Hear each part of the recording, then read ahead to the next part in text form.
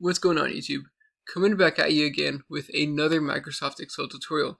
And today we're going to talk about an issue that many users come into. If you haven't done so already, please like and subscribe and comment. Let me know if there's anything else that you want to see. So going into the tutorial, one of the issues that many Excel users have is they have a file with tons of cells like this one right here. And as you scroll to the left, as you can see, as you scroll to the left, column A, for example, is not visible anymore. And as you scroll down, there might be some rows above that we want to see that just aren't visible anymore.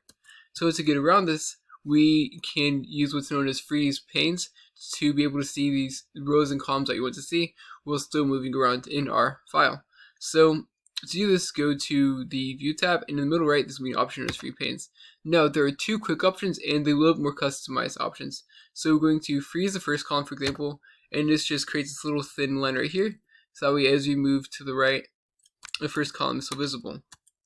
A similar one, so unfreeze panes, and then a similar one with the top row, which isn't as useful for this one, but as you can see, after clicking that, the top row is now visible.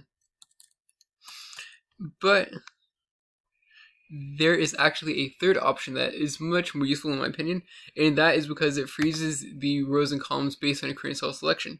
So as you can see, right now we have B3 selected, and we can go back to freeze panes, and instead of clicking freeze top or freeze first column, we are going to click freeze panes.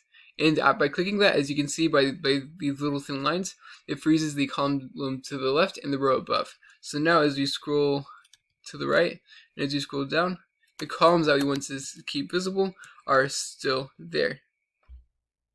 Another awesome option that will help you freeze panes in Excel too is the split feature. So we're going to unfreeze panes, and you can actually click on split right here, and you can adjust where you would like the freeze panes to occur. So you can, for example, move this line down a little bit and move this line to the right a little bit, and you go to freeze panes.